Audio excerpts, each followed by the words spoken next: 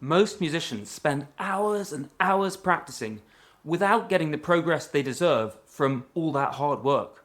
I've certainly been there, and so have hundreds of my students, until I tried one simple tool and made more progress in 2 months than in the entire year before. So in this video, I'm going to show you exactly how to use it to learn music up to 4 times faster. And the tool I'm talking about is a simple timer. Yep, you've already got one on your phone. And it sounds really basic, but the most important factor that affects how much you improve is the quality of your practice. And timers are the single best way I know of making sure you rack up quality practice time. So please hear me out. I promise you won't regret it. Now, obviously, it's not enough just to say use timers.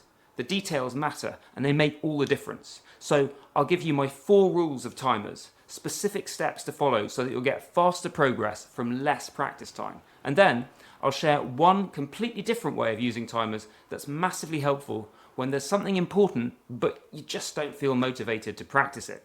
And finally, we'll talk about exactly what sort of timer you need to make all this work. Rule 1.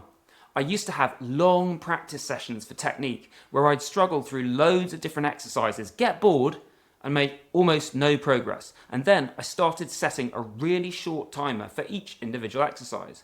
I shortened the length of my practice sessions, made way more progress, and had fun as well. So rule 1 is use incredibly short timers. Timers give a sense of urgency. They automatically get you playing with maximum focus because you know that as soon as the bell rings, you've got to stop and move on. And at the same time, keeping things short means that you're able to bring that really intense focus. When you set out to practice for an unspecified length of time, your brain just simply won't go all in because it doesn't know how much it needs to hold in reserve. A hard cutoff after a minute or two means your brain can actually see the finish line right there, so it's happy to sprint for all it's worth. So set your timer for an unrealistically short period. This signals to your brain that practice time is now a scarce resource and therefore really valuable. Here's an example of the time blocks for one of my old technique sessions. My shortest timers were 1 minute, some others were 2 or 3 minutes, and I just set the first timer in the list going and power through each exercise back to back. It was amazing how focused and efficient this made me. Now, this insight works when you set your timers for 5, 10, or even 20-minute blocks too. So you'll also benefit from this urgency effect when you're working on larger topics. But it's immense for powering through lots of short technical exercises. You don't have to force yourself to focus. The timer triggers your brain to do this automatically. You will naturally be both more efficient and effective in your practice. Rule 2. I used to stick with a topic for as long as I liked. I'd start off excited, but I'd end up going through the motions and feeling bored with it before finally deciding I'd done enough for the day. And then I started allowing myself only about half the time I needed to do the things I'd listed to work on. It was really frustrating to be forced to break off with half the things on my list not even started, but I found I was already eagerly looking forward to tomorrow's practice session as a result. So rule 2 is set not enough time for each topic. Urgency to finish in tight deadlines is great, but things get even more effective and way more interesting if you deliberately set yourself nowhere near enough time. Short timers keep you wanting more. You leave a topic when there's more work still to be done, so you're fired up to come back to it in the next session as a result. When I started working with timers like this, I was able to keep practicing 2 hours a day before my day job for over 2 years, and a large part of the reason for that was that I never got to work all the way through a topic. So I was always excited to get stuck in again the next day, and the next day, and the next day after that.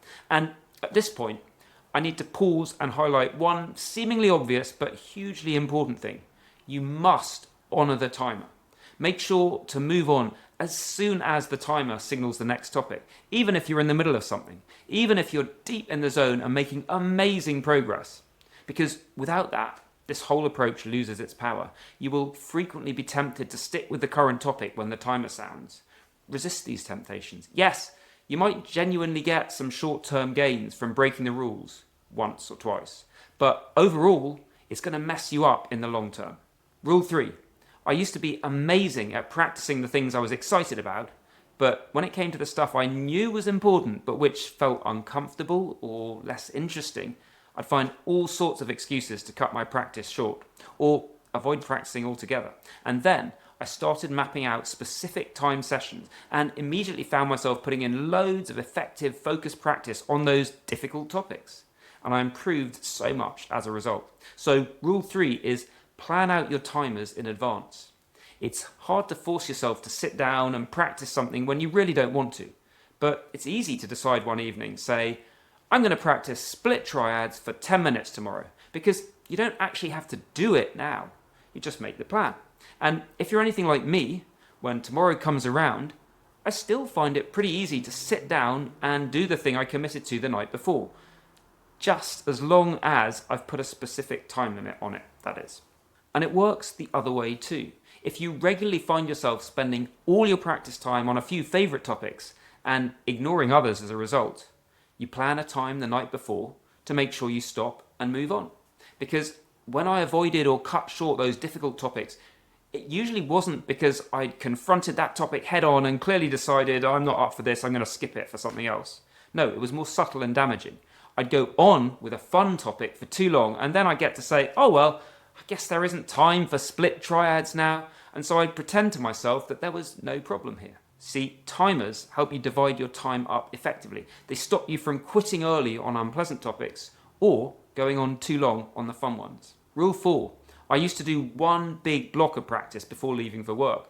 It felt like a constant struggle to keep my motivation up, and I didn't feel like I was really moving forward.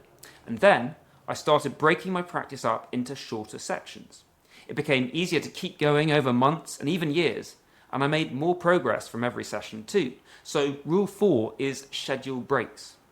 One of the common myths about practice is that longer is always better, and that's not necessarily true. In fact, I'd say it's usually not true. And this is because what counts is not total practice time, but the amount of time when you're really focused on the music.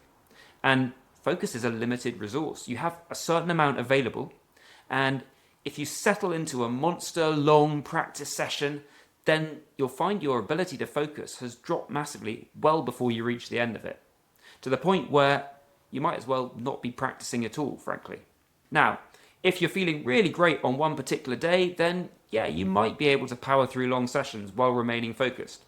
But the key to amazing progress is to practice in ways that are still effective even when you're not having a good day. So you want to always plan short sessions and then use a timer to stick to that plan. Personally, I don't ever go longer than 45 minutes for a single practice session, and more often my sessions would be much more like 20 or 30 minutes, with a proper break of at least 10 and preferably 20 minutes after that. And if I am having a longer session, I certainly won't go longer than 20 minutes without a mini break, at least a 30-second pause and preferably a minute or more. Because by the time you feel your focus has dropped, you can guarantee that it will have been making things significantly worse for quite a while already behind the scenes. So you need to take a break before you feel you need one. But why is a timer so important here? Good intentions count for nothing. Simply intending to stop before you need it usually fails, whereas actually setting a timer succeeds. It can seem simple and unnecessary, but it has a huge impact on your progress. Don't rely on your judgment for when to take a break. Judgment is fallible. And don't promise yourself you'll look at the clock and stop. You will be tempted to break your rules. So actually set a timer and make sure to break as soon as the timer signals it, even if you're fired up and excited to keep practicing. And this is particularly important when you're taking a mini break in the middle of a session. Don't set a 30-minute timer for the whole session and then tell yourself, I'll just take a break at 15 minutes. Instead, set a 15-minute timer, then set another 15 minutes when you resume after the break. Now, those 4 timer rules will do an excellent job of improving your regular practice sessions. But there's one completely different way I use a timer that can be really helpful if you're struggling to practice in the first place, whether that's one specific topic you keep avoiding or whether you're just avoiding any practice whatsoever. And that is set a minimum time. Simply set a timer for a ridiculously short time period. Depending on your willpower, it could be as short as 1 minute or maybe as long as 5 at the end. But commit to practice until the timer goes off. And once it rings, you're free to stop and walk away, or keep going for as long as you like. Because I regularly find that once I've started, I'm happy to keep going. But the only way I'll start in the first place is if I know I've got the option to walk away. So this is amazing for those days when you don't feel like practicing. But to make it work, it's got to be real. Sometimes you genuinely will walk away after just 1 minute, because if you're secretly hoping that you'll stay longer every time, then your brain will start to resist this. But what sort of timer works best for this? The answer, as with most music practice stuff, is the simplest and the most accessible one. More advanced options tempt us with possible benefits, but the potential improvements are usually very small and massively outweighed by the risks, like spending ages researching timers rather than actually getting one and using it, or spending ages trying to design a clever system that uses all the complex features on your timer rather than, you guessed it, just using the bloody timer, and so on. So start with whatever timer is already on your phone. Hopefully it's really basic and it's almost certainly good enough for you. Or alternatively, a simple kitchen timer is great if you have one. Here's something I use, for example. You just turn the dial to whatever length you want, quick and easy, as you like.